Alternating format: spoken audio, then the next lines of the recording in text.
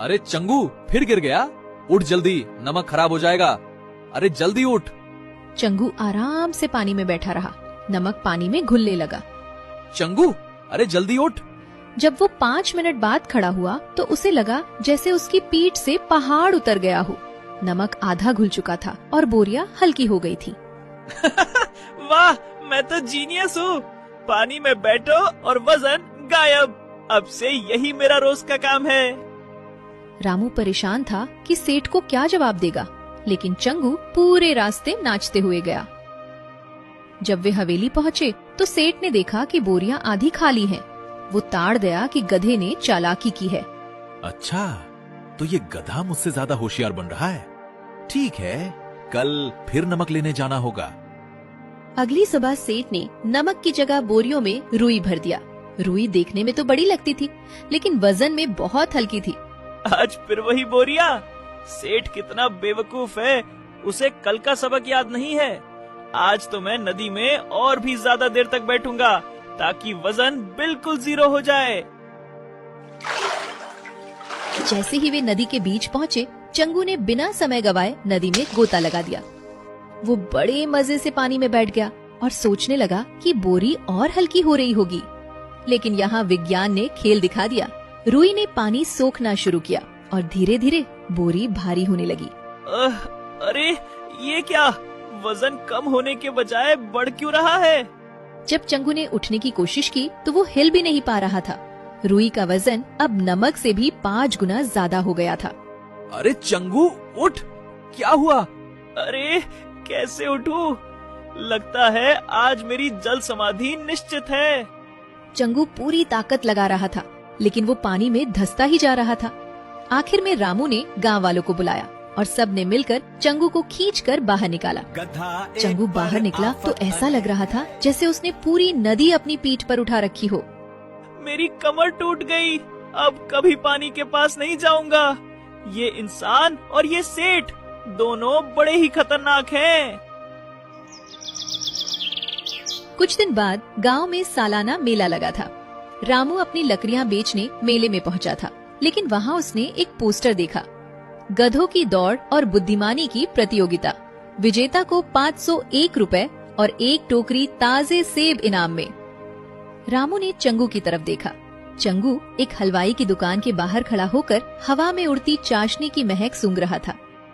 देख चंगू, अगर तू ये दौड़ जीत गया तो तेरी किस्मत चमक जाएगी। तुझे सेब मिलेंगे और मुझे पैसे। दौड़? मुझे? क्या मैं इसे घोड़ा दिखता हूँ और ये सेब की लालच दे रहा है? वैसे सेब तो मैंने कभी चखे नहीं, सुना है मीठे होते हैं। चलो एक कोशिश कर ही लेते हैं। प्रतियोगिता शुरू हुई। मैदान में गांव के सबसे तगड़े गधे आए थे। चंगू उनके सामने थोड़ा ढीला ढाला लग रहा था। ये कोई साधारण दौड़ नहीं है। गधों को अपने मालिक के साथ दौड़ना है और रास्ते में भूल भुलैया पार करनी है। सभी गधे लाइन में खड़े हो गए और सीटी बजी। सब गधे दौड़ पड़े। चंगू ने सोचा कि दौड़ने में बहुत मेहनत है, क्यों ना कोई शॉर्टकट ढूंढा जाए। वो दौड़ने के बजाय धीरे धीरे चलने लगा। बाकी गधे तेज भागने के चक्कर में भूल भुलैया की झाड़ियों में फंस गए। अरे चंगू, भाग भाई, सब आगे निकल गए।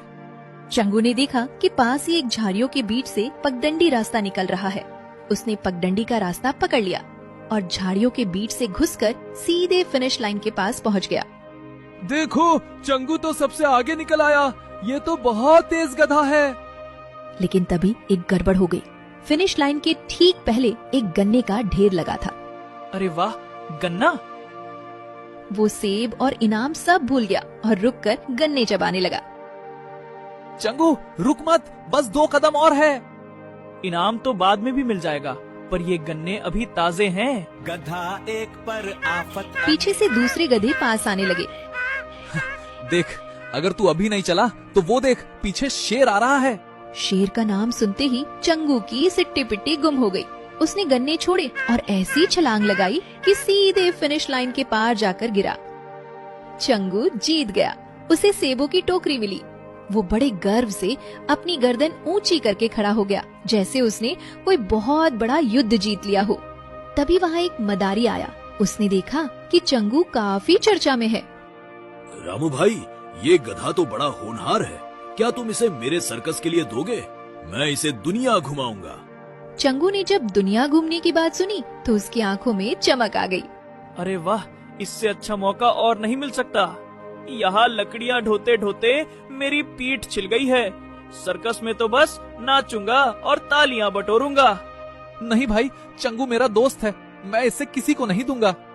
लेकिन चंगू ने ड्रामा शुरू कर दिया। उसने रामू के पास से जाकर मदारी की तरफ खड़ा हो गया। लगता है चंगू अब मेरे साथ खुश नहीं है। ठीक है, अगर ये जाना चाहता है तो ले जाओ। मदारी चंगू को ले गया। पहले 2 दिन तो चंगू को खूब खिलाया गया, लेकिन तीसरे दिन से असली काम शुरू हुआ। उसे एक छोटे से ड्रम पर खड़े होकर संतुलन बनाना था। चल चंगू, नाच। चंगू ने कोशिश की, लेकिन वो धड़ाम से नीचे गिर गया। मदारी ने उसे छड़ी दिखाई। चंगू को अब रामू की याद आने लगी। रामू उसे डांटता जरूर था, लेकिन कभी मारता नहीं था। वहाँ उसे दिन भर प्रैक्टिस करनी पड़ती और रात को ठंडे फर्श पर सोना पड़ता। अरे बाप रे, ये सर्कस है या जेल?